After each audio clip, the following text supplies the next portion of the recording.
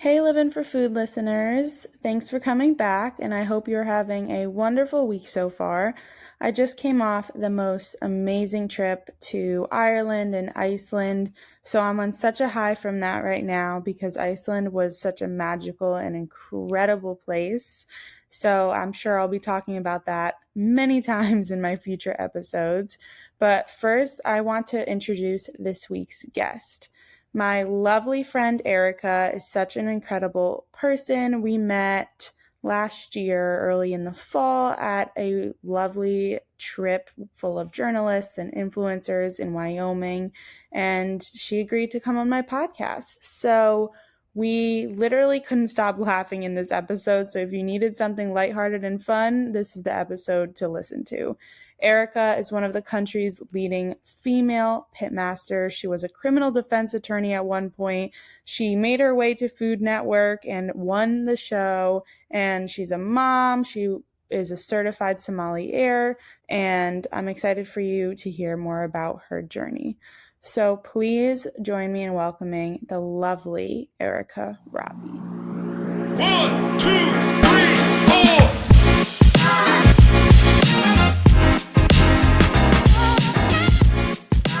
Thank you so much for coming on during the day. Yeah. And actually working during the day and getting things done. I appreciate it. It's like pulling Dracula out of his lair. Like, how did this happen? No, literally. You should have seen me an hour ago. 30 minutes ago, girl. 10 minutes. Honestly, yeah, I'm too generous. I got ready about 30 minutes ago. I was like looking for a hairbrush. I'm like, I know you brush your hair. Where is it? I didn't even do that, so you're one step ahead of me. I love it. So it's so great to see you again. Just for listeners, and so they're aware, me and Erica met on a press trip. This was early September, I believe, so a few months ago, in Jackson Hole, Wyoming, which was like the most lovely and beautiful place on the planet. It was so nice, and I think about it often, honestly. So peaceful. It was hosted by Lone River Ranch Water, which is like a hard seltzer brand, and they're incredible. I knew you were cool when I met you, but then when I was researching, I was like, damn, this girl is so freaking cool. You're so accomplished. Like, what the heck? I know. It's like the problem, like we said, of always having so many irons in the fire. And it's like, you just keep achieving different things. But it's like, are you just going to pick one thing? And then it's like, no, we can do it all. Story of my life. I literally want to do everything because I have so many interests and so many because I love literally everything. I love shopping. I love food. I love fashion. I love music. I'll literally do anything. So then it's like, I have a million things going in my head all the time. So I'm always trying to get different things done, but you've accomplished so much. So that's a testament to you. Thank you. I am going to give listeners a little bit of your background. I kind of like to start talking about your childhood first to get a little bit more of a sense of what you're like and everything. So you're one of the country's leading female pitmasters, a criminal defense attorney, a level 2 certified sommelier, a mom, a wife. You've had like an incredible journey. You were born in Nebraska. I did my research. Yeah, no, I'm so happy. I'm like, yeah. Not to throw you off, but I'm going to know something. I love it because I research people all the time. Okay, good. Okay. You were born in Nebraska and then relocated to Ohio as a child. Were the culinary arts something that ran in your family early on? I would say yes and no. My dad, his whole family, they're from New Orleans. And so you're just by default of being in New Orleans, being raised there, you're a foodie. I mean, the whole culture is around food. So my dad was always cooking. It was basically for survival because my mom cannot cook. So it was like we starved to death and my little baby daughter dies. Or I get in the kitchen and I start cooking. So my dad was just like always cooking. And it was just kind of one of those things, like just being around it. But it wasn't ever talked about. It was just like it was life. Mm-hmm. And I didn't realize what a foodie was or, culinary. I didn't know what that was. I just assumed everybody ate like that in their house. Yeah, I get that. I feel like both of my parents cooked, but I wouldn't say they're like anything crazy elaborate or anything like that. But my mom would always have like dinner ready, and my dad is Italian, so he makes like red sauce every Sunday, which I've forever. now somehow adapted on my own. I realized yesterday. I read that your parents were entrepreneurs, and while that was an exciting time, you kind of took the primary cook role on, Yes. essentially, I guess. So, is Oh this yeah, definitely. when you had your first experience with barbecuing and grilling? Yeah. So my at the time, my parents not only had they started a business, but my mom was also going to night school getting her MBA. Oh, wow. So it was Okay. just like there was no time for anything, and we were poor, so it wasn't like we could go eat out. Yeah, I understand. So like that wasn't happening. It wasn't like we had takeout boxes everywhere. I don't even know if that was a thing. I don't even think I did takeout or anything until I was like in law school. But Fair. but no, so I would be home and I'd be hungry, and I knew that like my mom and dad were going to be hungry too, and they were just so beat down and tired. So of course I took that as my opportunity to go into the kitchen because I knew I wasn't going to get any resistance. Like they were too tired to fight me.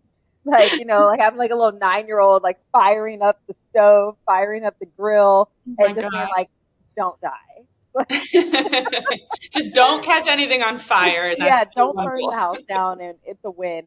And so it was at that time that I had gotten a Betty Crocker cookbook. Like Oh my I gosh. found it. It must have been like my mom or my dad's, and I found it. And I was just like, oh my gosh, like there's actually things called recipes where you Hmm. can create. So I'm sitting there reading this old cookbook and I'm loving it. And then I'm like, oh, I'm going to try that. I'm going to try this. And then all of a sudden I realized we don't have any of those ingredients in the house. So like, That happens to me all the time. so I was like, I'm not making any of this, but I'll improvise because I want that, but I don't have the things to make that.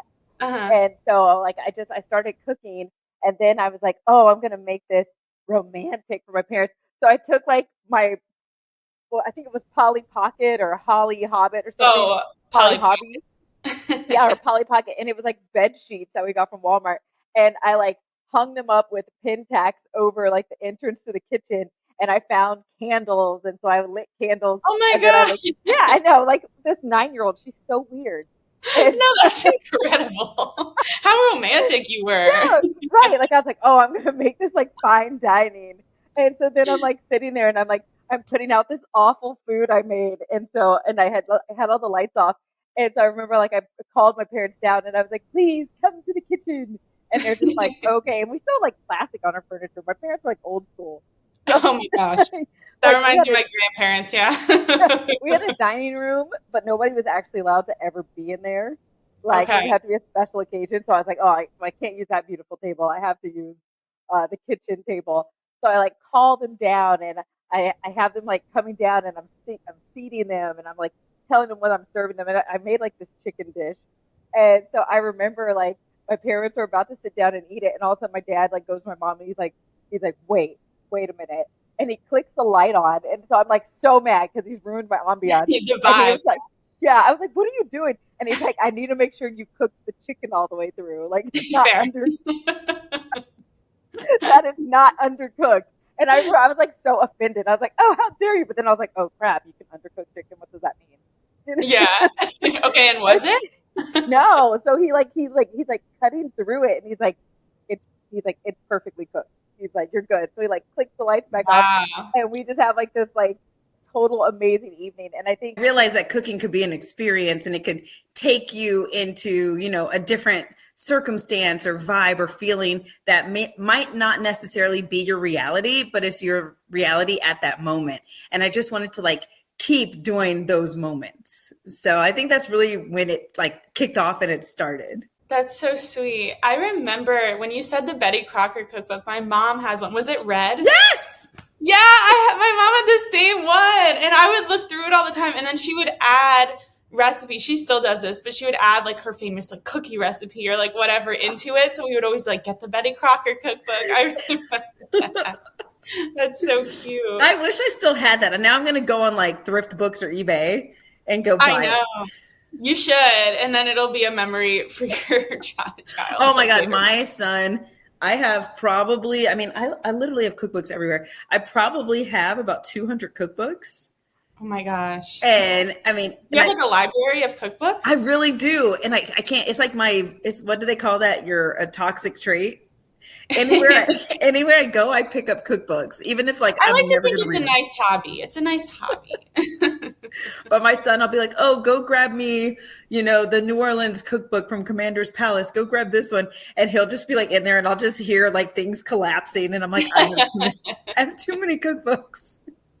But I think there are. Like, it's great to have a lot of cookbooks because then like somewhere in there, they're always going to have your back. Like, you'll be able to pull off anything. Even if you don't have the ingredients for one recipe, like you got 8 million recipes behind you where your ingredients can work.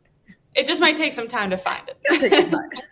Send my 6-year-old in. He'll find it for you. Yeah. If he's not under books collapsed.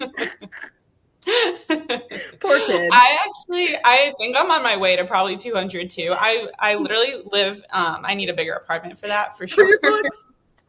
For my books because, well, I also have so many lovely people on here, but then they also were like, hey, this person's coming, so I'm going to send you their cookbook. So I'm like, they're stacking up, and now I don't have enough room in my cabinet anymore. So they're literally, I have like 6 right next to me on my table right now. I put them like under the bed. I put them in crazy places.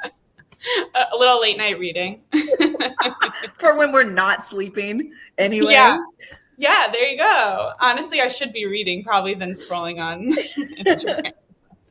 Was there someone in the food industry when you started, when you made that perfectly cooked chicken, were you watching television? Was there someone that you looked up to as a kid?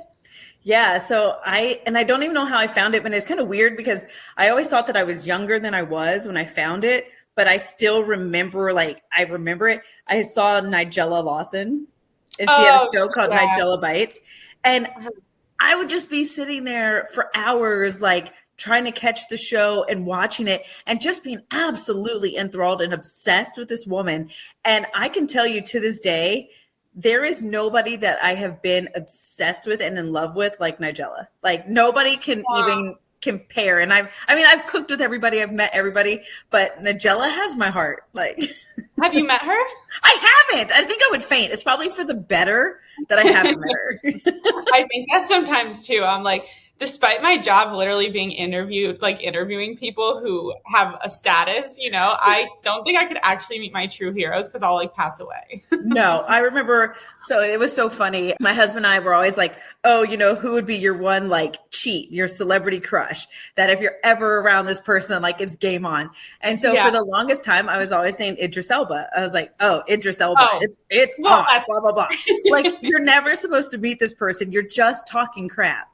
So I'm on the Today Show and one of the producers walks by and says Idris Elba is coming. No. I lost my mind. I felt like a trapped rat. I didn't know where to go. I didn't know where to put my hands. I was terrified. Wait, that's so funny. Did you talk to him? No, thank God. Once again, he was in a different green room and we never crossed paths because I could not vouch for his safety. I don't know what would happen had we met. You had to play it cool. You had to play it cool, though. Oh, I can't. I'm the worst. No, it would have been a total train wreck. I would have been escorted out by the police, thrown out into the streets of New York. That's so funny. I can't. I'm trying to think of who that is for me. See, I have so many. I feel Michael B. Jordan. Oh, girl.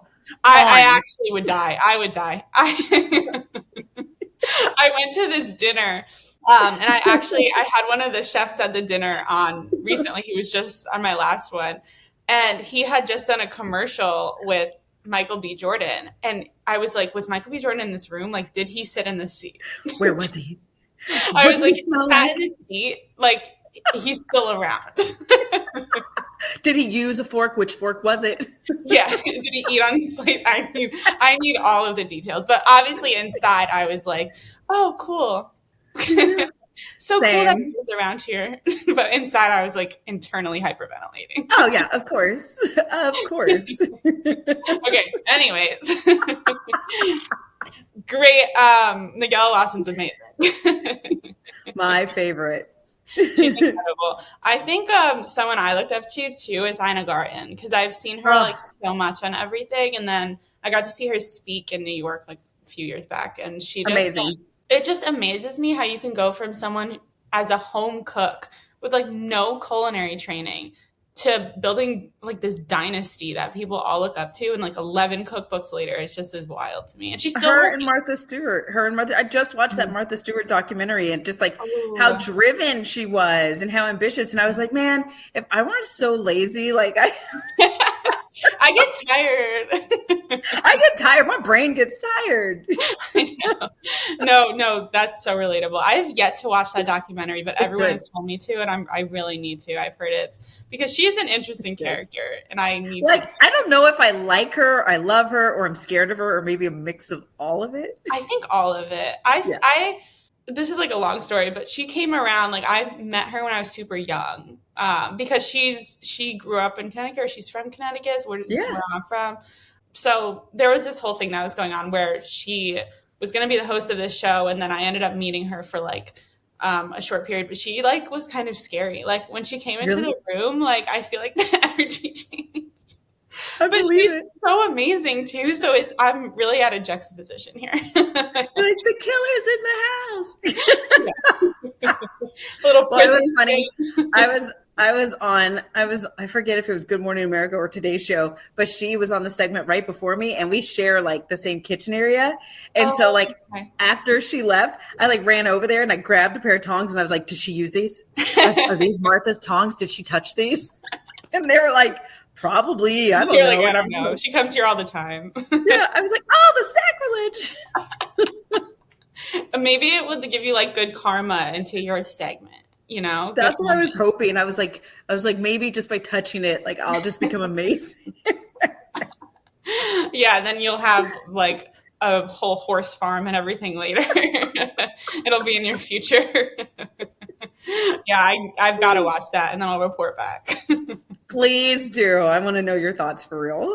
Okay, because I did see that one clip of her talking about her husband and like how like she cheated on him, and I was like, that's low-key problematic, but also the most iconic thing I've ever seen. It was iconic, but it was just like, have some awareness, woman. Like, whoa. But she's just blunt like that. Oh, yeah. I know. I don't know if I aspire to be that blunt. No. I think I do. No. Well, maybe she'll come on this podcast one day and then I'll have to delete our episode. Yeah, just I won't have any questions. I'll be like, girl, do it. Okay, cool.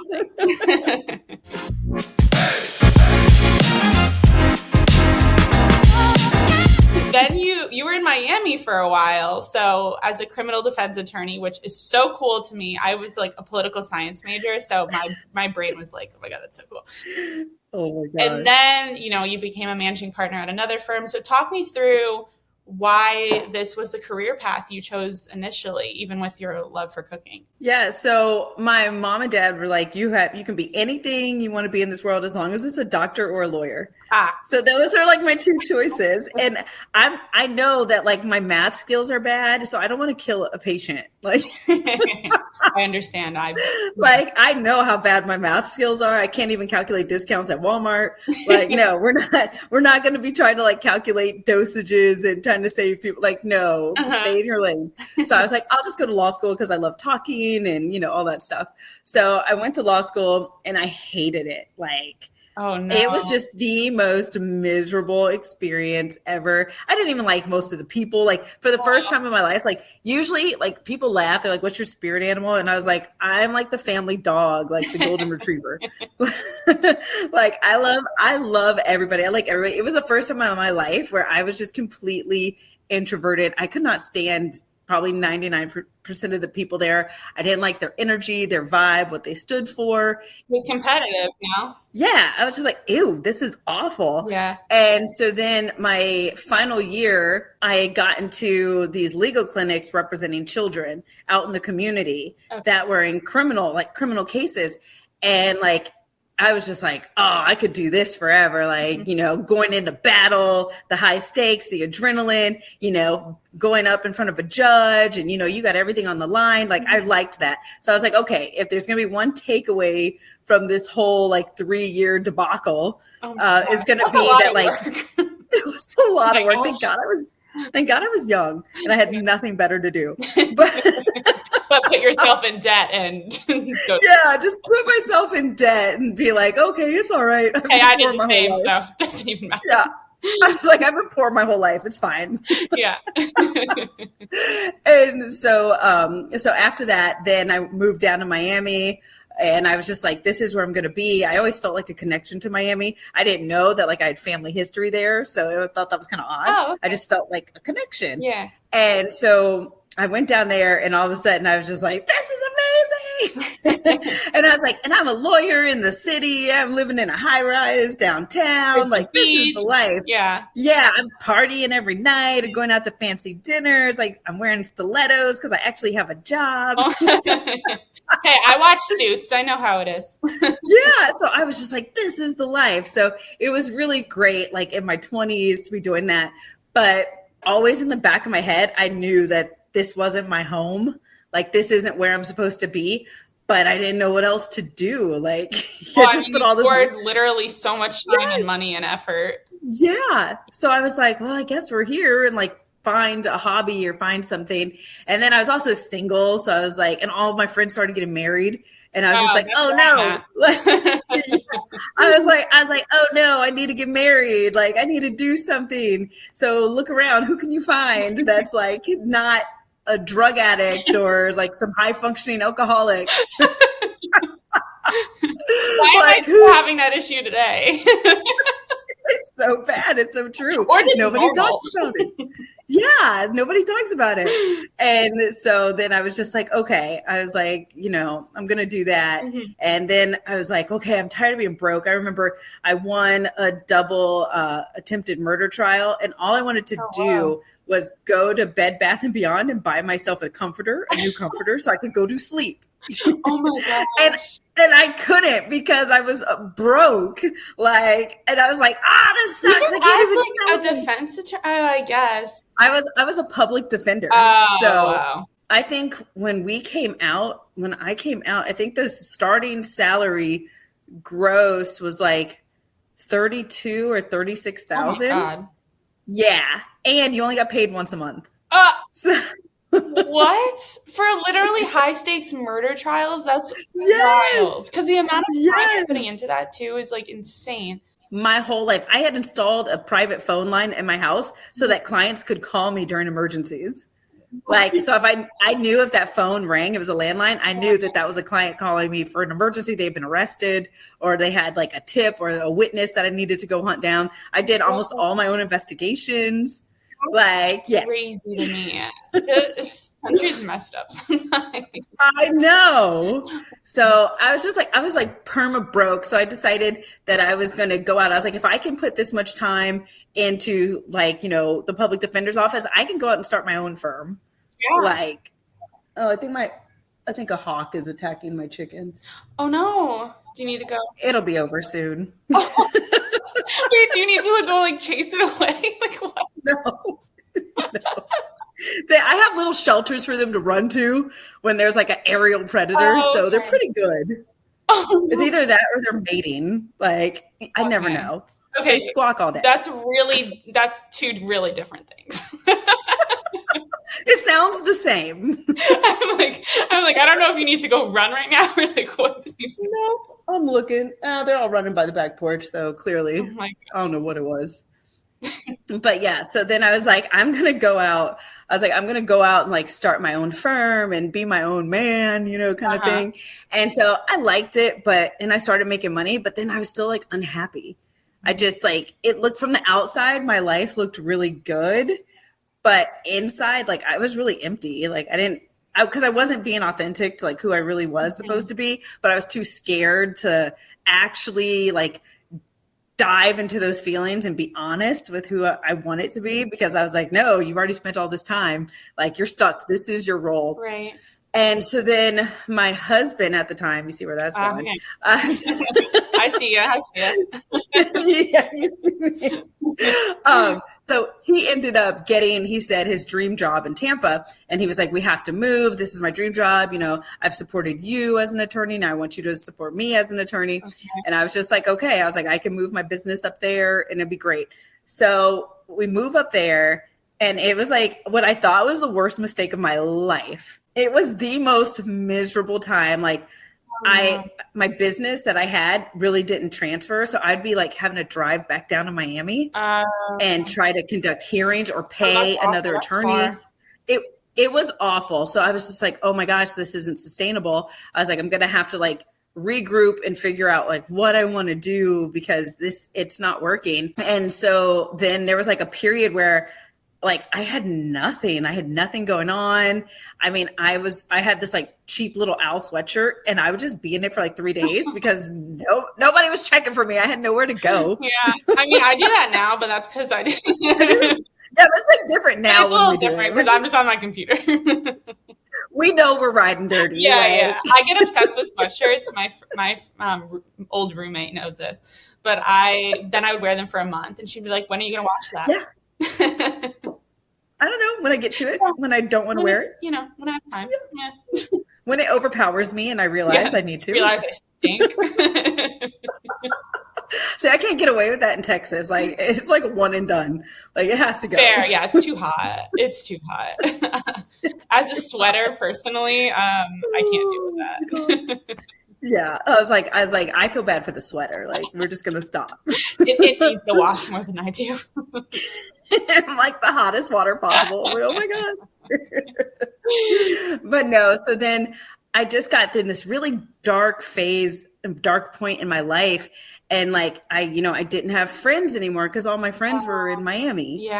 And then like, I'm sitting in this town that I know nobody and I'm not really meeting anybody either for some reason. And then my husband at the time, he was just basically like, I'm living my best life. Screw you. Oh. And so I remember one day I was like on the porch drinking wine. What was my pastime? Yeah. As we do. And I remember he came home and I was just sitting there and I was like, I'm in the dumps. Like, I've always been a lucky person and this is just awful. And, I feel sad and, everything. And I was looking for comfort, something like, okay, you did this for me. Like, I'm there for you. And he just looked at me and he was like, well, whose fault is that? You're in charge of your own happiness, and walked out. And I was like, oh my God, I would have killed him. Yeah. So after I played like all the scenarios have snapped in my head. Brutal. Yeah, that's brutal. Yeah. But I realized like that was God. That was the universe delivering a message to me to make sure that I heard it. And that was the only way I was going to hear that. Mm-hmm. And it was like at that moment, I just turned on a dime and I was like, it became like my battle cry. I was like, you are in charge of your own happiness and you have to invest in yourself. Like nobody else is going to do that for you. That's up to you. And how are you going to turn this around and have like your comeback story and your glory? And so I realized at that moment that like I was put in Tampa because like God was tearing away all the branches that were dead and that were sucking energy from my roots that needed to grow. And that's why I needed to basically be put in a cosmic timeout. Yeah. So that I could realize that I had nothing left but to make a better future for myself. So I went and I started looking at things I wanted to do. And I was really into wine at the time. And there was a show called Somm and I would watch it.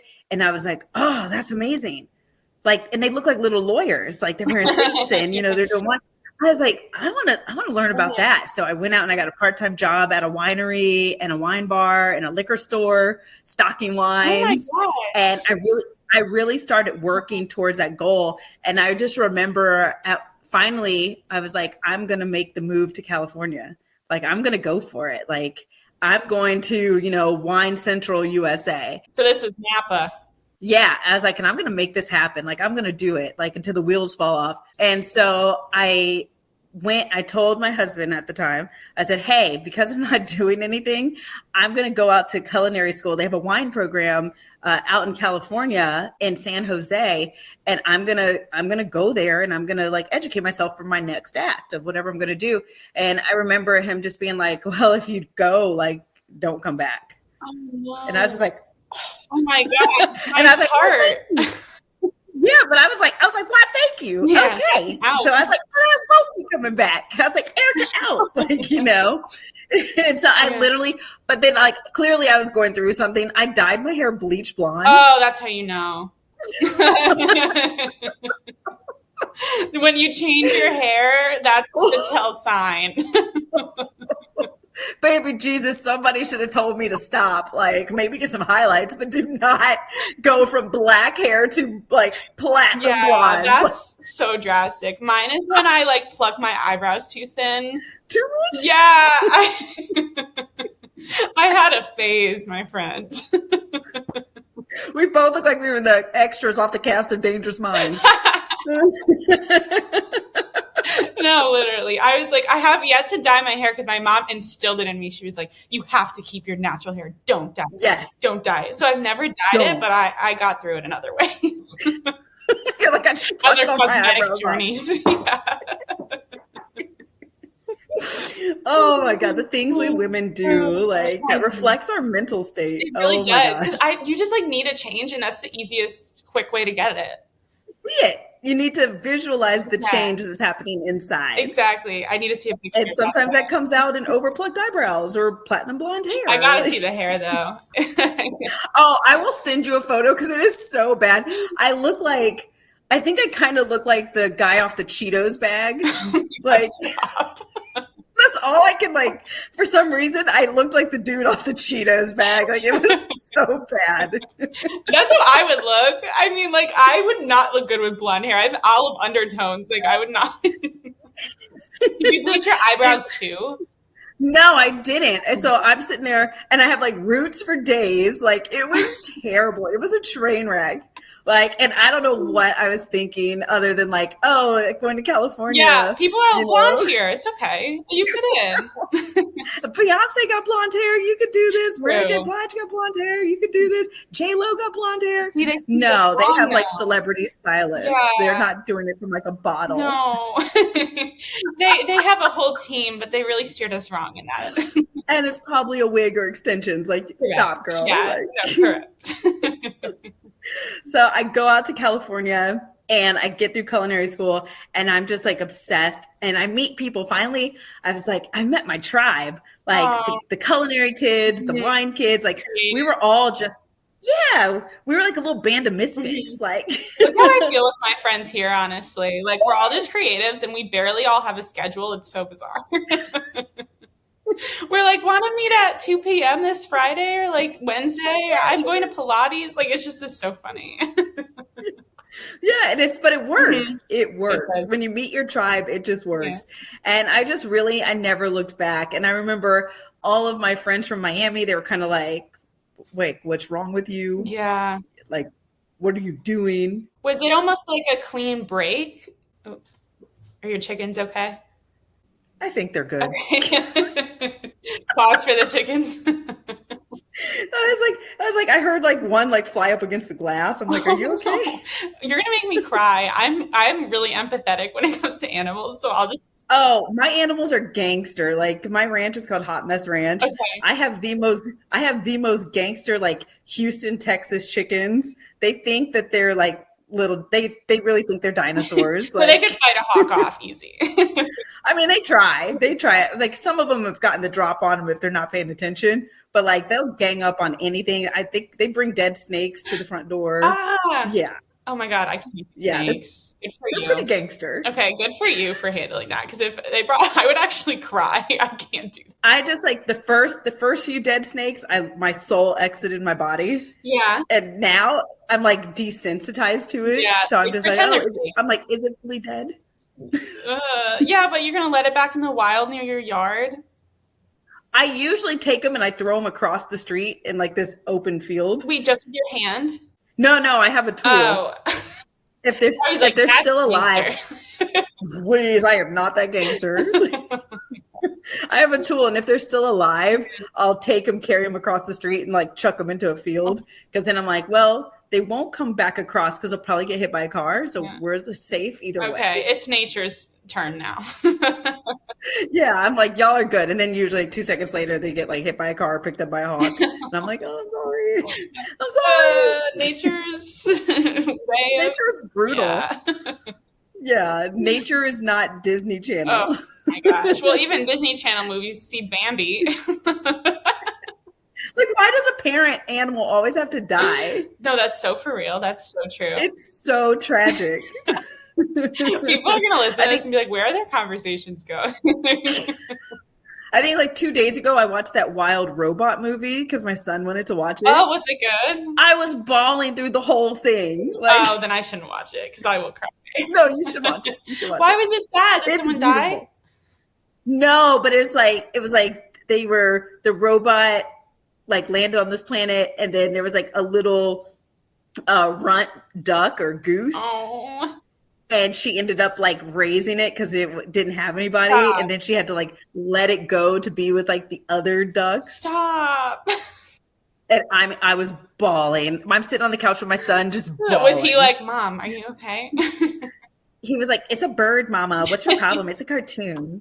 No, I get so empathetic with like cartoons and stuff. I can't. I was just talking about this the other day. If I look on TikTok and there's like a golden retriever just being cute, or like literally if they're on the side of the road, like I actually will stop, like cry so hard. Yeah. Oh, I cried the other day. It was like one of those deer rescue videos. It was like, and you know those are fake. Yeah. But where they show like they found this abandoned deer fawn, and then they grow it up, and then it's like bouncing around their house and stuff. I'm sitting there ugly crying to that stuff. Like, No, me too. There was one that got me, and it was AI the other day. It was literally a sea lion, and it was fake, but I still cried because it was. It doesn't matter because it's the principle I behind know. it. They're just beings like us. But I'm suspect. I cried at Cool Runnings. Like nobody cried in the movie Cool Runnings but me. Oh, I bet I could beat you and a cry off. My family could probably contest. I'm always crying for no reason over stupid stuff. But then something serious, tragic will happen, and I'm like totally calm. Yeah.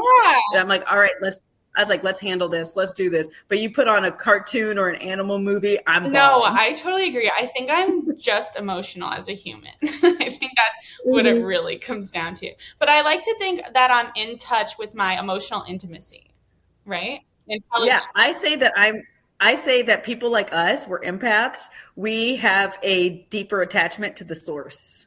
So we can feel what other things on this earth feel. Okay, that's so true. That's what I say. To save I'm just face, thinking- so people just don't call me a crybaby. Yeah, literally. I'm just thinking about all the times I've called my mom and I was like, I just cried in the middle of Starbucks because there was like, I'm going to make you cry probably. There was like because there's a lot of homeless people around like my area. So it obviously makes me sad. But then I went to a Starbucks and it was a really, really hot day. And all this man did, like he didn't even really do anything, but he was clearly a homeless man. And he went in and asked for water. And then I started thinking about all the times like he needed water on a hot day. I started crying. I'm there. I'm there with you. I am on that train with you. You do not have Like to he worry. didn't even do anything. Like he could have been like a love. Like he didn't even ask for that. And I was just like, oh my God, like he's asking for water. Like this is the saddest thing I've ever seen. I can't. I have to turn off when any of those like St. Jude commercials come on. Yeah. I have to turn off when they have the Feed the Children commercials, Yeah. when they have those animal The commercials. one with the I have to turn song in those the all back. off. What is that? Girl, they ruined my day. I'll be messed up for the whole In day. the arms of an angel. That was. I was like, Don't do that to me at dinner time. I can't. Oh my God, I'm gonna need an emotional reset after this. Yeah. Definitely a hot mess over here. Like all the time. Like we've had like baby chickens die from like, they just get ill or something like that. And like me and my son, we do like a full funeral for them. As you should. And my husband, he's like, what are you doing? And I was like, are you going to say a few words? He's like, I didn't even know that chicken existed. Well, did he eat his eggs? He's like, you got so many chickens around here. He's like, I can't keep track of who's who. But there was one chicken, I named her Gertie, and like Stop. she was ostracized from the group. No. And so I snuck and I brought her in the house because I was like, well, she's little, Yeah, like she needs some love. he's not gonna notice. Yeah, he's not gonna notice. So I like had her in the house, and then of course I'm like, oh, she can watch TV with me on the couch. Like she's cool. That's amazing. So he busts me. Yeah, he busts me with this chicken on the couch.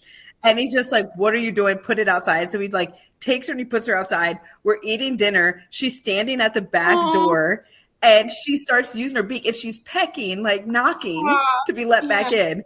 And this man, he was like, okay, we're going to let her back in. He's like, we're letting her back in the house. She lived inside the house with us for probably like 3 months. What? And she would just ride on his shoulder. She would just hang out on him. And I'm like looking at him. I'm like, oh, you know, Mr. Hard. No, these are just animals. And there he is. And then this man went and actually got on Amazon and bought like little bird stands for her and like all these toys. That is so funny. That's like when we did that to my dad. We got a dog without like telling him. And he was like, no, I don't want a dog, blah, blah. Big dog means they poop a lot and whatever. And yeah, no, exactly. That's exactly what he said. And now they walk every day together and they're best friends. Yep. So yep. So that's why I don't listen to people that when they say that. No, men need it more than us, I'm telling you. Mm-hmm. we just cry on the outside, but they're crying on the inside and they need animals. But that was my non-negotiable when I was single and I was dating. If you were not an animal lover, I didn't care how great you were, we would not date. I understand that. I really period. Like I didn't care how you could have been the hottest man, richest man in the world. If you did not like animals, we would not date. I get that because if they're not a dog person, I will be a dog. There's other problems. They have if other they're problems. A cat person, then I'm a little. I'm not a cat gal, but I've warmed up. Yeah. I'm allergic, but I'll still take care of them. Okay. But I am like literally that movie Hitch when he was in the grocery store. That would be me. I've warmed up to them. Okay, I didn't grow up with them, so that's why I feel like they made me. Also, one kind of scratched me and attacked me a little when I was younger, so that's a little PTSD. Their tongues. Yeah, you realize then that it is still a lion. Yes, and it is not cuddly. They're not cuddly. I don't care what people say. I need to be hugged because I have too many emotional problems. Yes, I sleep with my dog. Like we embrace. Aww. Like if I had a cat that would do that, then maybe I'd be like, oh, okay, you know, just don't get near my eyes. Okay, so you were at Napa. Our long-winded conversation. This is how ADHD works. I know. That's real. This is my brain. But I know people are really seeing inside how my brain thinks like all the time. It's actually crazy. I love it. It works just fine. Agree. We get things done most of the time. In our own time.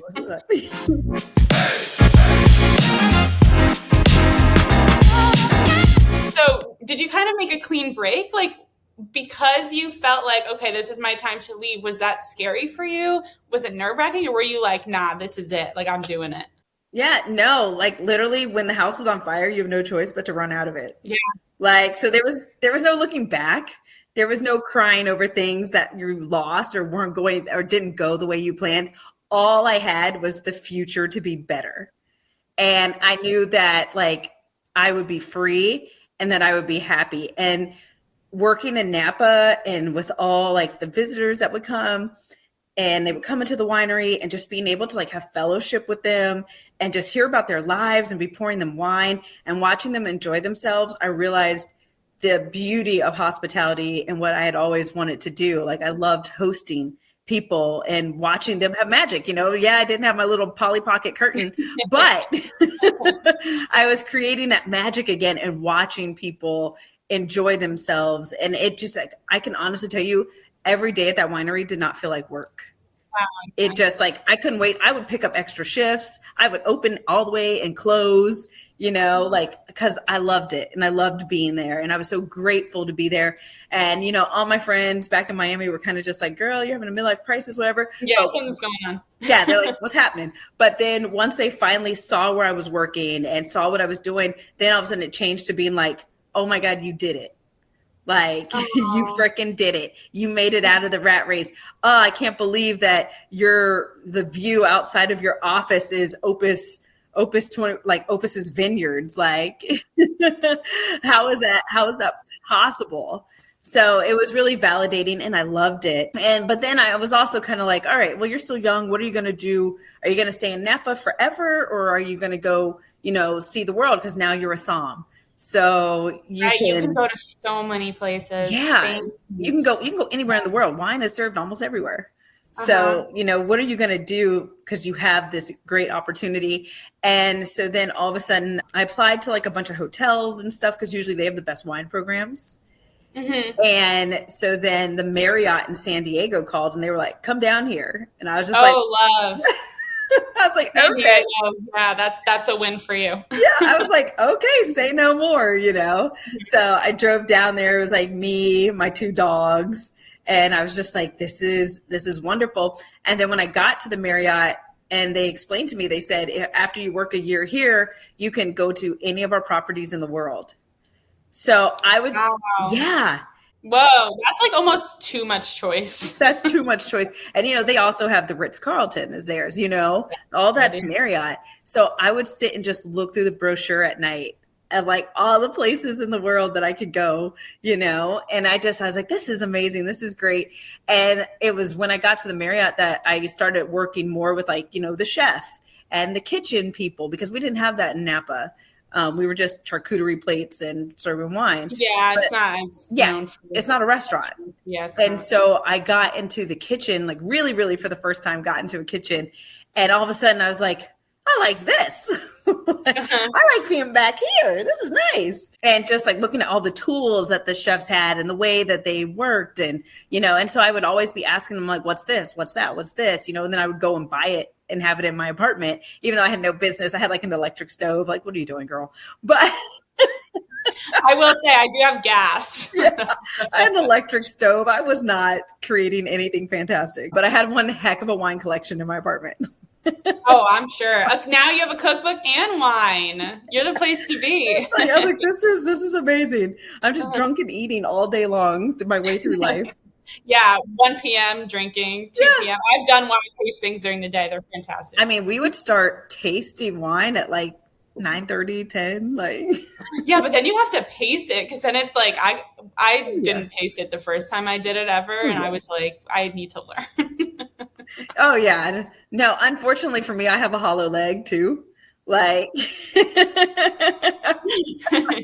I don't want to test it now in my 40s, but in my 20s and 30s, like it took a lot to get me drunk. Like I would be functioning, I'd be fine. But then I think that's just youth, I guess. Well, it depends how much I'm drinking. That's not Yes. it. Drunk Yes. previously, I guess, because Yeah. like if I'm consistently drinking, then I can like handle it. I'm like, let's go. But like if it's been a few weeks or a few I feel months, it. I'm like, all right, it's gonna take one glass and we're out. We are going to bed. We are turning on Netflix. Yeah, Like we are out. But no, so I really loved it. And then I started like kind of working on kitchen stuff and everything like that. And then I ended up meeting my husband. Oh, is he a chef? No, Oh. best story ever. So the Marriott's restaurant was right on the water. Okay. And so all the girls were telling me that like the Navy ships were coming back in town. Like, and so Oh. I was literally standing out there pouring wine, watching my future husband on his ship come in to the dock. Oh, that's so romantic. No, but it wasn't, because like we didn't even meet there. Yeah, true. Like, You were just like, there's a ship. there's a ship. There's a bunch of dudes on that ship. There might be hot ones, but yeah. I'm gonna have a great summer. There's a lot of dudes on that ship. Like, Yeah, that would have been I thought too. I'm like, solid opportunity. yeah, shooting fish in a barrel. They'll be gone in a few months. Yeah, We're no good. commitment, we're good. Started back over the next ship. Like, I did not have these romantic plans. Like, clearly they were self-serving. Yeah, oh, It's like, yeah.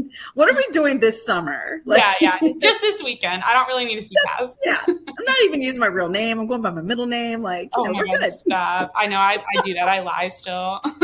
Oh, all the time. One time I was at a bar hanging out with my girlfriends, Mhm. and we were drinking, and I gave this guy like a fake name. Oh. And then I kept drinking and having a good time, came back to the guy, gave him a completely different name. And he called me out on it, and all I could do was just like laugh. Oh my God, stop. I've done that. I'm a few times are popping up in my head. But I was in Nashville with my sister and my best friend, and there was just some obnoxious guys. I was like, I don't want to tell them where I live. Like, I don't want them to know anything about me. So I forget what I said my name was. Maybe I think I was going through the Friends cast, and I just kept lying. I was like, my name's Rachel or something. Rachel. And they were like, oh, where are you from? And I was like, oh, Michigan. Like, I know nothing about Michigan. I want to make that clear.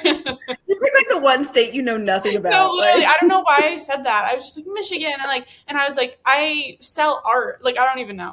And the guy was like, okay, where in Michigan do you live? And I couldn't think of one town. I said Flint, where they have the water, the water issues. You couldn't even think of like Detroit or Saginaw. I didn't even say Detroit. Like nothing. The first thing Grand Rapids. I was like flailing in the wind. I was like, I don't remember anywhere in Michigan. So they were like, wait, isn't that where like the water is like bad? And I was like, oh yeah, I moved out of there. And then eventually I was just like, I lied. I'm so sorry. I don't even know what to do right now. Just fall on your sword and get out of there. Oh, I've told so many lies in bars, but I feel like you accept it because you know that's going to happen to you. Oh yeah, like it's fun. I want to assume a new identity, even though we're already cool. Even though we're already yeah, like why not? Like come on. But yeah, so I ended up meeting my husband. He was in the Navy, and like I didn't know, but like all my girlfriends at the restaurant were telling me like, watch out for Navy guys, like either they're players or they're gonna try to wife you up. And I was like, well, I have heard both those things. Yeah, I was like, well, I'm fine with a player because I'm just passing through. I got the brochure at the Marriott. Like I'm not staying here. Yeah.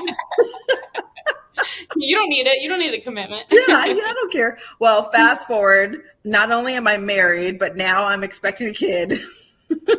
Oh my gosh, you really got wifed up. I'm living on a Navy base. Like, oh gosh, that's so funny.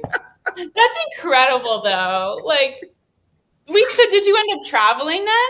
No, we moved onto the Navy base in San Diego. Oh, so I was just like, so you were living.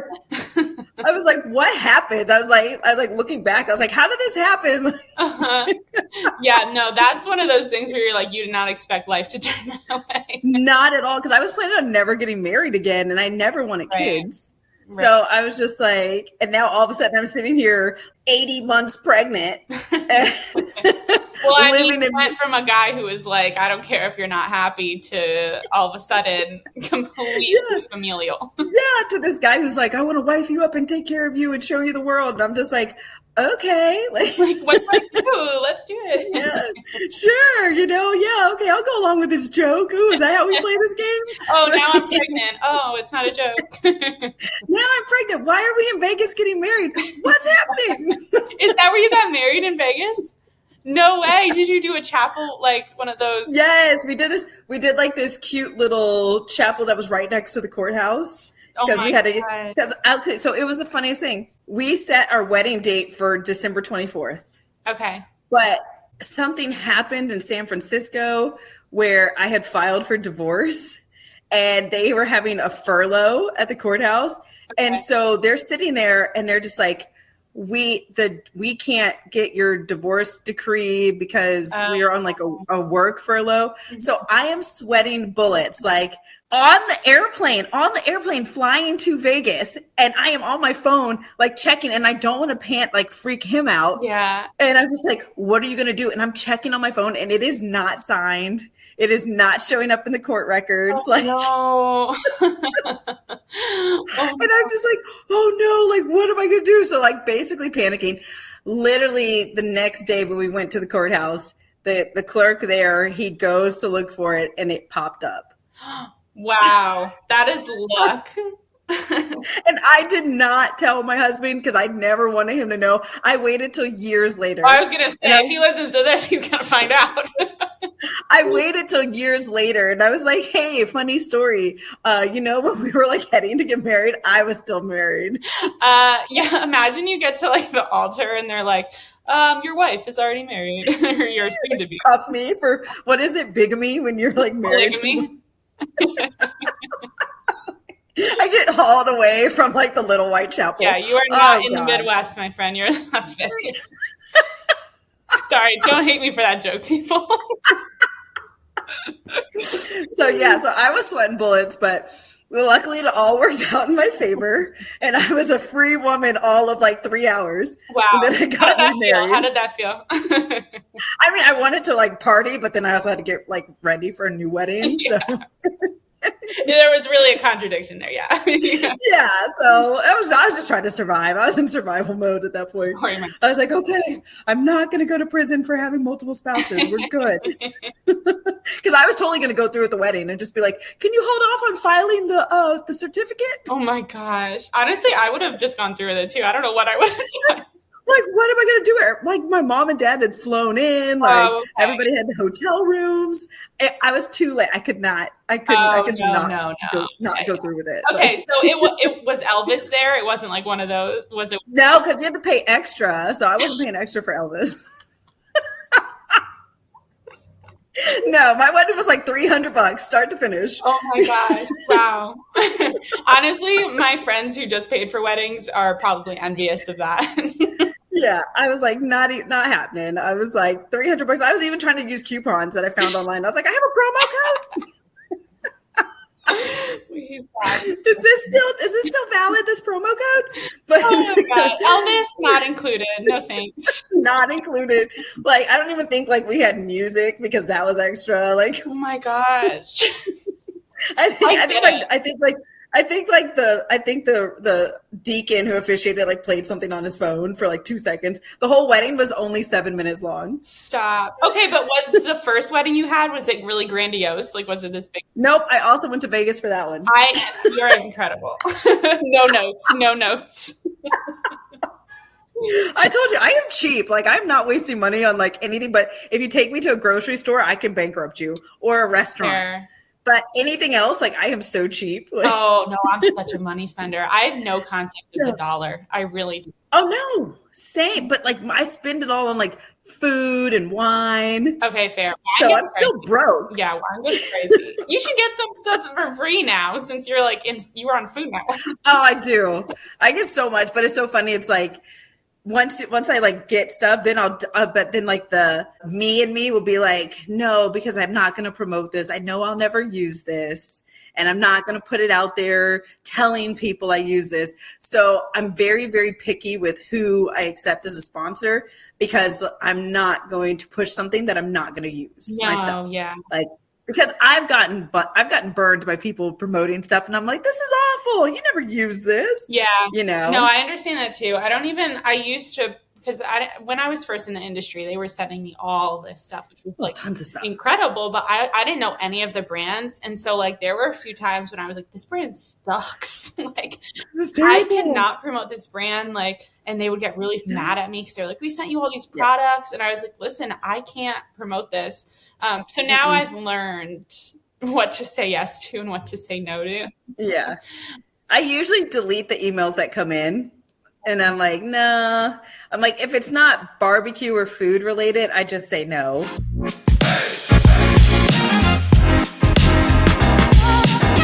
I'd actually love to get into your Food Network appearance. Yes. Talk about that. Where you were recruited or applied or both kind of thing? Yeah, no. I had just started Instagram, and because I was a new mom, and so I was like, well, I need something to do all day. And I was barbecuing at the house, just trying to like teach myself. And then I was in this barbecue group, and I was trying to understand how DMs work on Instagram. Mm-hmm. So it's like, it showed me that I had like a messages inbox, but then it also had like a request, not like a spam, but like a request kind of thing.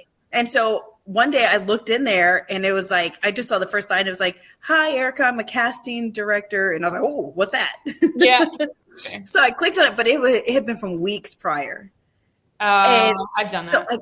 I clicked on it and I read it and I was like, this is probably fake. Like, Yeah, that's gonna be your this is first fake. thought. Yeah. Like, why would they be sliding into my DMs? So I screenshot it and I put it into my barbecue group on Instagram, like our chat.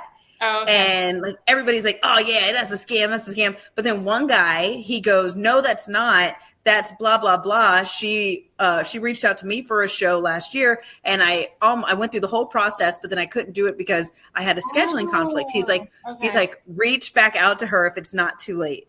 And all of a sudden now I'm panicking. I'm like, I just I missed the boat. missed I just it. lost my Yeah. shot. I was just thinking I'd compete in barbecue, be on the competition circuit. I never once thought of anything past Instagram and competing. Like, I never thought I would be on television. Like, I was like, that's just not Right. going to happen. That's like a needle in a haystack, Right. Right. So I was like, that's not going to happen. So I reached out to the lady and I was like, hey, I know this is late, but yeah, I'm interested. I'd love to talk to you. And she writes back like immediately and she's like, let's set up a Skype interview. And I'm like, who uses Skype? Who's Skype? Who uses Skype? I was like, yeah, what? You want my social security number too, girl? Yeah. Ooh, Yeah. my credit card. Yeah. Where the name of the street I grew up on. Like, yeah. So I kind of like stopped responding to her after that. And then she was like, then she started calling me. And so once she called me, I did my research. I backed into it like the lawyer I am. And I realized like she was legit. So I called her back. And then the next thing you know, like I didn't hear anything for a year. So I was like, oh man. Yeah. I was like, oh, I was like, well, I was like, okay, but at least they noticed me. And it kind of like put the fire to like put better content out there and to really like, amp up my competing in barbecue and having footage and putting stuff out there. I was like, and so then that following January, all of a sudden I get a call and they're like, can you be in Austin, Texas in 2 weeks? Whoa. Were you nervous? No, because at that point, this was during the pandemic. Like, okay. I was stuck with a baby at home 24/7. They could have called me for Deadliest Catch or Ice Road Truckers. I would have signed up. Literally anything. Just get me out of this house. Get me out of this house for a week or two. Because they were like, oh, we'll probably have you for 2 weeks and longer if you do well. And I was like, in my head, I was like, well, I know I'm not going to do well. So, but you're promising me at least a week or two in a hotel room in a bed by myself? Sign me up. You didn't even have to go on the show. They just offered you a hotel. I didn't even care. I was like, they're probably not going to pick me anyway. I was like, because they were like, they're like, you're not on the show. You're a finalist. We'll discuss it when you come down. So I was like, joke's on you guys. Like, I just want to sleep in a bed without a little kid like kicking me in my back and peeing all over the place. But no, so I went down there and I did practice really hard. Like once I realized I was going down there and I knew I only had like 2 weeks to really get myself ready, I just like went into complete just like training combat mode. I was in my kitchen at my house and I was timing myself cooking recipes that I knew how to make, making sure that I had all these recipes in my head that I would never need to refer to a book or, a computer, that they were only recipes that I actually knew. I put a mirror in front of my face and then I would be like cooking, because you never know what you look like when you're cooking, like what facial expressions you make. Oh yeah, no, I would look so mean. Yeah. I think I just would be like, I have resting bee face. Oh, me too. Yeah. So I've been told. Yeah. So I put like a mirror, sometimes a camera in front of my face, and I would just cook in front of it and then go back and watch it just to see the expressions I make. And like I made some really ugly expressions. I was like, oh God. Yeah, you look at the mirror, you're like, ah. I know, I was like, don't turn to stone. But Medusa. Don't look directly at her. Oh God. But no. So like I was really going through that, and I realized like don't try anything different. Only do things that you can do muscle memory. Right. And that's easier said than done, because when I got there and I saw all the other contestants, and like, they were like, they had been in barbecue their whole lives. They owned restaurants. They were like barbecue royalty and stuff like that. And then here was me like bringing up the rear. And even on the show, they gave everybody nicknames, and mine was the underdog. And I was just like, oh. But it was true. I really was the underdog. But that also would make people root for you more, because I always root for the underdog. Yeah, but it was like I was like it was true. I was like, I'm a new mom that just started barbecuing a year ago, and all these people have laps of experience on me. But you had competition wins since when you Yeah, started. Yeah, by then. yeah. But I had just been competing like right before that. I hadn't won anything. So I was just out there, I didn't have any feedback from the universe. If I was good, if I was awful, like I didn't know. And then I was going on the show and I was just like, oh God, we'll find out. We'll find out how you are, if it's bad or if it's good. No, yeah. And I would also assume like being a pit master is mostly male dominated. Oh yeah. So did that add to the pressure when you were on it? Did you feel like you were like, hey, I got to represent like women here? Or because we kind of had like an equal group of men and women, but it was more like I needed to represent home cooks because almost everybody else on the show was a chef or a restaurateur. So I was like, I'm representing home cooks across America. That all we have is like grit and determination and we're scrappy. You're the barbecue Ina Garten. That's why I love her. I was just like, because I really had and nobody was really expecting anything great from me. So it was actually worked out my benefit because all the other people, they were just like competing against each other and nobody was really checking for me. Oh, so you came up behind them. Yeah. So I started coming up behind. I was like, I didn't get kicked off. I didn't get kicked off this week either. I was like, okay. And then by the time like I actually started like whooping butt, the playing field had been eliminated because they were going so hard against each other. Yeah, they forgot you were invisible. Yeah. I was like, this is good. This is really good. And I never expected to win, but I remember Bobby Flay, he told me when I was cooking, he was like, hey, he's like, I just want to let you know, because I guess he saw that like I was like the kind of like the outcast a little bit. Mm-hmm. And he was like, I want to let you know, he's like, the reason I've won everything I've won is because I don't cook outside of myself. I only cook what I know. And that's what I do well. And it was almost like a Mr. Miyagi moment. Like all of a sudden I just heard like, only cook what you know. Yeah, like for the rest of your life, Bobby Flay's in the back. Just cook what you know, girl. And it really did instill confidence in me because I was like, okay, Bobby Flay just told me, cook what you know. Don't try to cook like these other people. Yeah, because they're always trying to like go fancy and harder, and they don't even sometimes know if it's going to turn out. Yeah, and I've never been one of those fancy, using tweezers, but I cook meals that feed families. That started resonating with the judges because they were like, I remember like, it was like 2 episodes. I was just cooking stuff that I would have cooked at my house. And I remember the judges were like, this reminds me of how my mom used to cook on Sundays. You got the nostalgia. Mm-hmm. Yeah. This reminds me of Easter, and I was just like, okay, yeah. I love that. That was Michael Simon and Eddie Jackson. Yep. Was your name? Yep. Okay, yeah. Yep. I love Michael Simon. He's the best. Love him so much. We vibe. Like seriously, crush. Yeah. He's a great human being. Like in general, like he is just great across the board. And when he starts laughing, he has a very infectious laugh. He does, yeah. I've interviewed him a few times, and he is so funny. We bonded on the fact that we both hate ketchup. Well, next time you interview him, ask him about his love for Skyline chili. Skyline chili? Okay, he's gonna be like, this is coming out of left field. he's gonna have a total breakdown. He thinks it's like the grossest thing ever. Oh, okay, I love that. Whereas I stock my RV full of cans of Skyline chili. Like I could eat it all day long. So funny. Yeah, he has strong opinions, but I'm obsessed with it. Oh, obsessed. But yeah, so then, and all of a sudden I looked up and then I won, Wow. And it was insane and it was surreal. And I was like, what the heck just happened? How do you feel like, because I'm sure it helped you grow professionally, but how do you feel like it helped you grow personally? Because you're just like constantly under the stress, Yeah. Well, honestly, it validated my journey for my whole life, because I knew as a little girl that I was supposed to be in culinary. So it really kind of just like brought the ship back home and was like, you're home now. This is where you're supposed to be. This is where you're happy. And this is where you will take off to do whatever it is in the world that you really want to do.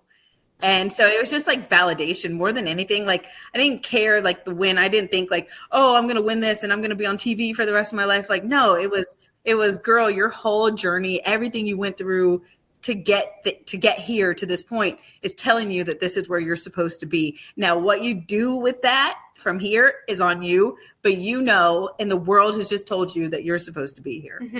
That was it. Yeah, and it's so funny too, because you're talking about your parents and how they're kind of go-getters and, you know, their entrepreneurial stuff. So you kind of, I don't know, followed their path, I guess it seems like. Yep. Like it seems like that kind of passed down for you and you're like not really afraid to take risks.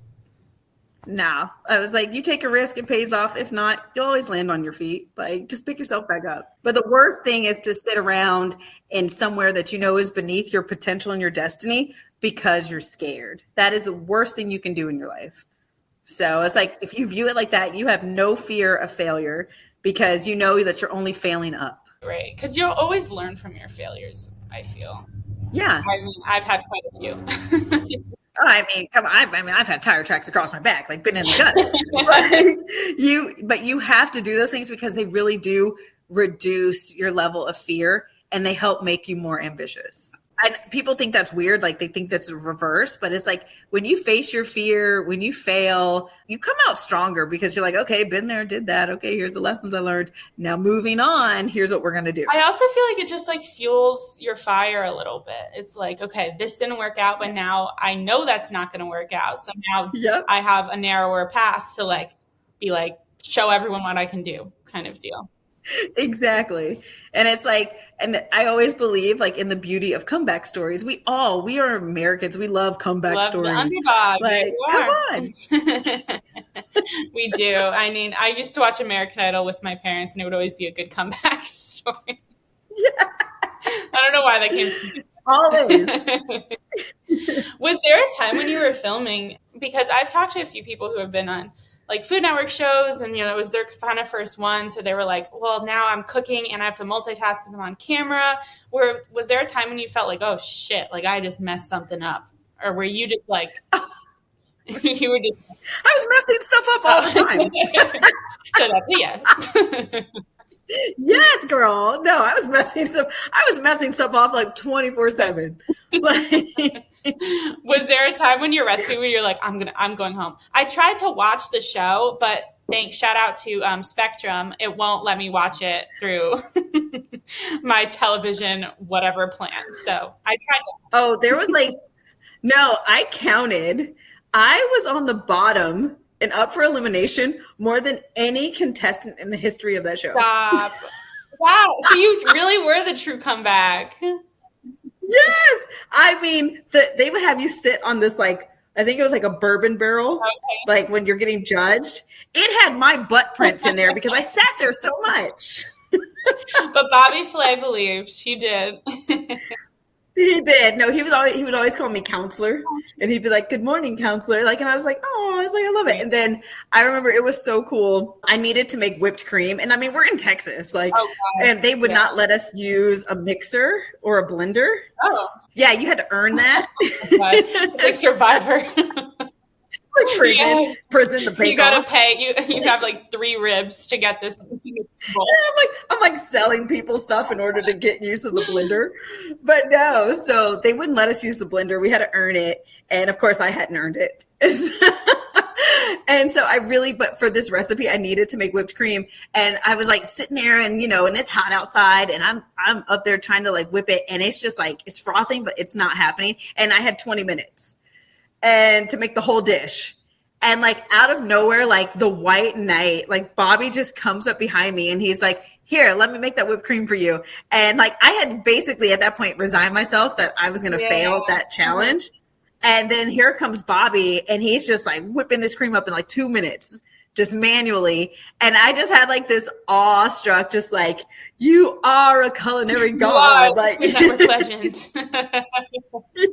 I was like, "This is why you're Bobby." He came down from the heavens to make you whipped cream. He did. But literally, like he just like descended down, glowing light. Yeah, it really was. I think there was like light and like little, what do you call those cherubs that were floating? Yeah, and he's just sitting there and he's like, "Hey, it's all in the wrist," in his in his little accent. He's like, "It's all in the wrist." And I was just sitting there and I was so grateful and thankful because I knew that whipped cream was not going to get done on my watch. And I ended up winning that challenge. And I was just like, "Oh, I love you. Thank you so much." I love that. Well, are you going to plan on going any more Food Network shows in the future, you think? Or is there any you want to? I don't know. I've turned down quite a few. Oh, okay, flex. Yeah. Yeah, because I've just kind of like been there, did that. And then the reality of it, or maybe it's just like the lawyer side of me. The only reason people would want to see me back on the show, like producer wise or whatever, is because I would make a bigger impact if I got kicked off. Or if I failed early. You know what I mean? Because there's really no win. Like the shock and awe would be if I got kicked off as the master of Q, this competition queen that's won barbecue competitions all across the world. But if I were to actually win the show, people would be like, "Oh, of course she did." So there's no benefit for a competition show. If I did a show, it would have to be something more like lifestyle or reality, but no more competition shows. I don't see the benefit for me in being back in the competition. And that's the only things I've really been getting offered. So I just say no. I'm just That's like, such a nah. good point. I was like, it's not worth it. No, that's a really good point. I guess I've never really thought about that it'll hurt more, I guess, because you're already seasoned. Oh, yeah. Have they asked you to host or judge? No, there was one show where they were like, "We would like to have you come as a guest judge," but it got put on hold. So I'm waiting to see if that will happen or not. But I don't hold my breath for any of that kind of stuff. I'm just until you're literally there. Yeah. Like I don't believe it until I don't block off my calendar. I don't do any of that. I'm just like, It's like I'm here out on my farm. Like it's pretty good out here. I was like, but if you really do need a spot and the show is actually going to go, because I don't think people realize how many shows never see the light of day. A lot. I've learned that through my acting friends here who've been pinned for stuff for months and then nothing happens or like. And it ruins your whole schedule for like a whole year because you're basing that you're going to be going and you're going to be gone. You're making all these plans. And then literally at the last moment, it gets scrapped or it gets pushed back. Yeah. So I was like, I'm on Instagram. The people who are going to watch me on TV, they go to my Instagram. Yeah, and your YouTube and your series. I need to actually work on my YouTube. I'm so bad. I haven't updated that thing in a year. Did I not promote that? You can't. I mean, there's stuff on there. But no, everybody tells me, they're like, "You need to get on YouTube and do longer format." And I was like, "I will." And then I don't. It's a lot of work. It takes me a lot to even do social. I'll do your social media for the podcast. No worries. But it takes some time for me to actually sit down because it just is like, you just want to make it good. And also you're just running around doing so many other things that I understand. And like we said, we're squirrels. So I'm always behind. It doesn't matter. I've just accepted my fate. I always tell people, I'm like, don't call me because I'm probably just sitting looking at the phone. I'm not going to answer. Like, yes, I was like, but text me and I will text you all day. Oh, see, no, I'm worse. I think they should call me. I probably won't answer, but texting, I will not answer for like a week. I'm so bad unless I'm on my computer. Oh my God. Like, I'll let you know I'm alive, but like I probably will not answer for several days because I just either forget or it's just like a lot of work. I don't know. I'm usually good with texting and responding to instant messages like DMs. I try to go through those like once a week. I try to go through and answer everybody. Well, with the holidays coming up, are they asking a million barbecue questions? Yeah. So, everybody wants to smoke a turkey, not fry it. Everybody wants to smoke a meatloaf. So, but I basically just I pre-plan all that. Smoke a meatloaf? Oh, it's so good. If you've never had smoked meatloaf, I made one last night for my son just for fun out of chicken. I did a chicken loaf, a barbecue chicken loaf for him. If you've never smoked a meatloaf, you're missing out on all the good things in life. When you make spaghetti, if you're making bolognese, smoke the meat, smoke the beef before you put it in your sauce. It's crazy. Whoa. The dish becomes insanely delicious. That's blowing my mind right now. I've literally never once had thought of that or seen that. That is so interesting. Yes. Okay. Any meat that I use in any recipe, I'll quickly smoke it, and then maybe it's gonna, unless I'm boiling something, because that's just a waste. But yeah, Right. any meat in a recipe, I'll smoke it first and then I'll cook it however I was planning on cooking it. And it just, people don't understand why the food tastes so good. And I'm like, it's not me. It was the smoker. It's smoker. It was the smoker.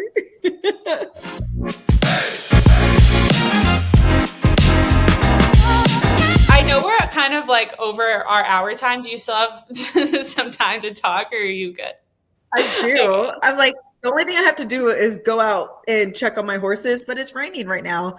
With this hair, Okay. I'm not going outside. You brushed it and everything. You. I brushed it. I curled it for you. Like, I'm not going Oh, outside you're to ruin so that right sweet. now. I literally didn't do that. You're like pulling it down. You're like, I'm like pulling. Yeah, you can't see me, but I'm pulling my hair down because it honestly is frizzy mess, but it's up. This is a few days need to be washed. That's my situation. I need to wash mine too. It's girl. But it It's looks so best bad. after you don't wash it for a few days. Yes. I was So- like, well, they're not seeing me live. They can't smell it.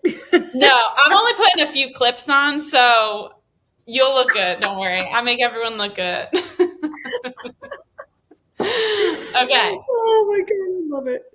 I am curious. So I normally do like a short little game about, it's like a lightning round. So basically I would say some barbecue and grilling related food and food trends, and you're going to tell me if it's a smash or pass kind of thing. Okay, I love this. Okay. Normally you could say for or against two, but I feel like you're fun and we'll do smash or pass. I like smash. I like smash and pass. Okay, cool.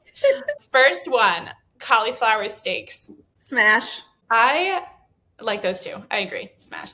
Okay, 2 smash burgers. Pass. You don't like them? They're so overrated and trendy. Like, no. If you're Agreed. going to do that, just make a loose meat burger.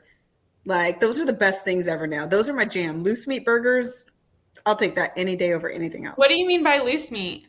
So basically, you cook the crumbles up like you're going to make a sloppy Joe, but with Okay. no sauce, and then you form it back into a burger patty. Oh. It's insane. If you're grilling onions or whatever you're mixing in with your burger, it just goes back into the loose meat, and it's insane. Wait, that I mean, sounds you make me so want good. one right now, but I'm too lazy to cook it. No, I was looking through all of your like Instagram and stuff, and I am dying for barbecue. Like, it was like 9 a.m. this morning when I was doing that, and I was like, I would kill for some ribs right now. Oh my gosh. I get like that with brisket, and I'm like, why did I click on the Instagram and look at all my friends' brisket posts? Oh yeah. Third one. Do you like citrus marinades? Smash, and smash all day. Fourth one, barbecue pork belly. I'll pass. I've had way too much of it in my life, and including recently, so I'm good. Yeah, I know that's been really a thing because a few chefs have told me about they've been using it, but I don't know. It doesn't really like. I mean, I make it all the time. It's like my backup if I'm not feeling creative. So I'm just like, Fifth one, grilled pizza. Pass. I agree. I'm not a pizza fan. You're not a pizza fan? Did you just I'm say not a that? pizza fan. Whoa. I'm That's not a pizza fan. But what are those things? Calzones? yeah. The ones that are Calzones. stuffed. I love those though. Yeah. Wait, But I just don't like pizza. I don't know what it is. but calzones are They're like the literally same thing almost. pizzas, but like Pizza. folded. Yes. Yeah, I don't know what it is. Maybe it's the way it looks, but I am not into slices of pizza, and I absolutely abhor thin crust pizza. If I have to eat pizza, if it's a thin crust, I'm like protesting. Okay, you're kind of killing me. Like I might flip the table. You're kind of killing me a little. I'm not. But then, yeah, I love calzone, so I don't know what that means. But I think calzones are like, because they're encased in bread, they're cooked differently, so they're more crunchy almost, no? I don't know. Maybe that's what it is, because I love dough. Yeah, you probably just love bread. I do. I do. I have a bread addiction. Like I'll just eat slices of bread. Oh yeah. It's pretty nasty. No, I literally did that yesterday. Are you kidding? I'm not. I did it this morning. They sent some. Oh, I can plug this because I really like them. Wild Grain is this kit where you can get like a lot of like gluten-free like food and stuff, but not just. I don't know if it's actually just gluten-free. I have to check. But they sent me all this food like pastas and a sourdough that you can just pop in the oven. And so I was like, yes, cooking it up yesterday, and I put the sourdough in the oven. I ate half the loaf. So that's a testament. It's good, guys. I really, really liked it. You're gonna make me go buy some. I know. You gave me like the real girl plug. I did. Okay, that was my one job, so I'll email them and let them know. No, but I genuinely do. I'm gonna go order some. I do. I really like them because I try to eat gluten free when I can. Just hot girls have stomach issues. I love that. I think I need to go gluten free then. Is it stomach issues? Yeah. Well, it's also gluten free. Just makes you feel like lighter. Like if you want to eat a pasta, you don't feel as heavy afterwards because it could just take my stomach a long time to like digest a regular pasta. But that's my issue. Ooh, I might try it. I might try that. It was good. You actually have me like intrigued? The wheels and the hamster. They're turning. Oh, yay. I've never tried anything gluten-free in my life. Oh, no. You're missing out, honestly, because there are some really, really... I'll send you a cinnamon roll recipe that's better than any other cinnamon roll I've ever had, and it's gluten-free. Okay? So I had her on my podcast. How did you know cinnamon rolls are my weakness? No, literally. I had her. Her name is Jenna. She is the brand Butternut Bakery, and I literally had her on my podcast because I liked her cinnamon roll recipe that much. So... Okay, sold. That's my weakness. My secret dessert weakness is cinnamon rolls. Okay, so not pizza, but I'll send you that.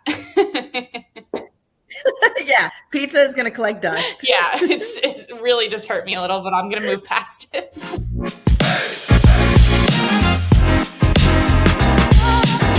My final question for you, I ask this to every single guest. If there is one cooking utensil or appliance you think everyone should splurge on, what would it be and why?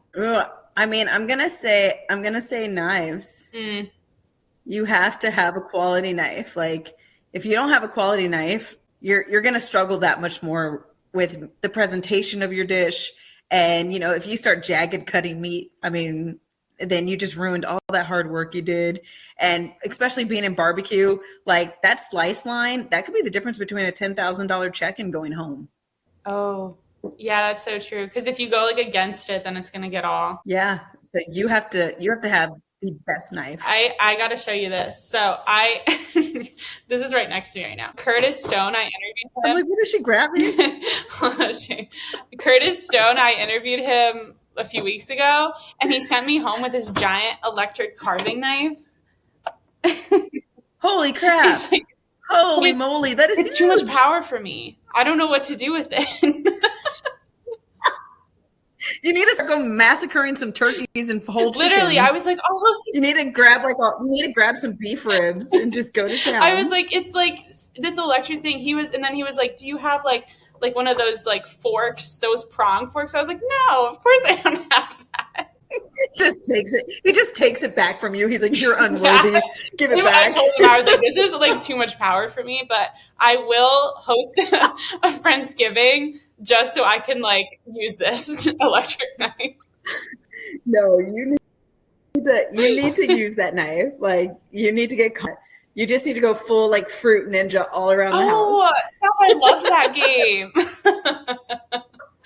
My son is obsessed with it right now. He even in real life, he talks like that. He just when he's like explaining things, he's like and all I see is like fruit. Yeah, all I see is fruit sliced.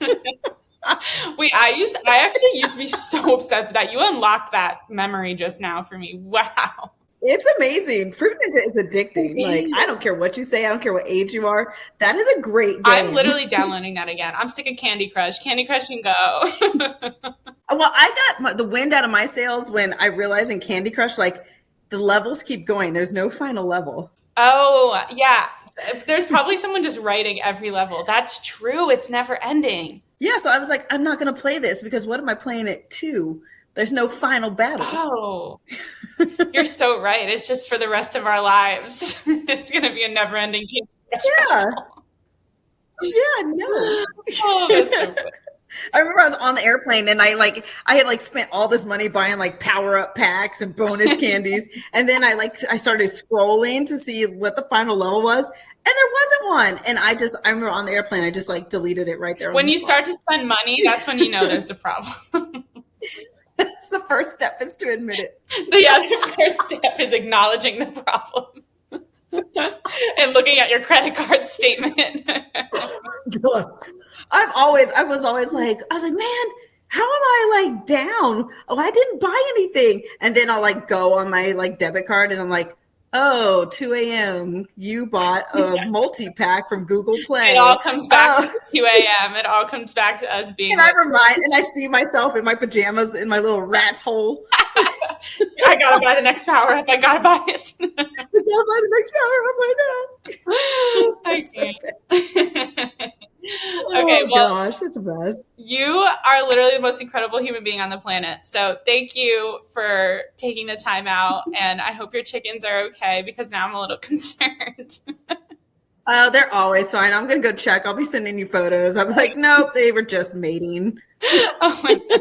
Well, I don't know if I need the mating photos, but you could just let me know. Oh, I'll send it to you as your Christmas card. I'll be like, just for you.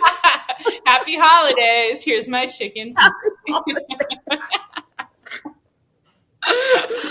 Oh God, that would go great at the post office. I think they would like that. They would probably keep it for themselves and put it up. Yeah, if you never get it, you'll know what happened.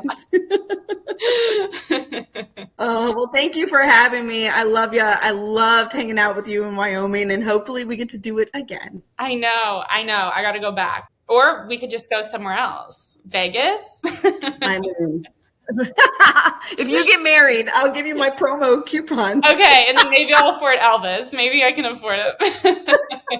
For you, I'm a spring for Elvis for you, girl. You don't even have to worry. I'm going to pull out all the stops. That's the sweetest thing someone's ever said to me. I got you covered. You'll even have real flowers at your wedding. Whoa. See, that's a commitment. No plastic bouquets. No. Flowers are expensive, so you better get ready. I got you. You got like a solid 10 years, I'm sure. Don't worry. Don't worry. I'll be sitting on ready, waiting for the moment. Okay.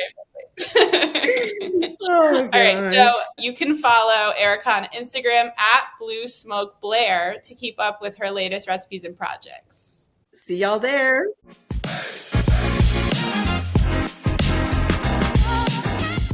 Hey fellow foodies, thanks so much for listening, and don't forget to leave me a review. While you're at it, make sure to follow me at livvinforfoodpod on Instagram or TikTok, or email me at livvinforfoodpod@gmail.com. Let me know what you're cooking up this week, which guests you would like to see on the podcast, or tell me your opinions on the latest viral food trend. And in case you're just joining me, there is an entirety of Season 1 ready and waiting for you. Until next time.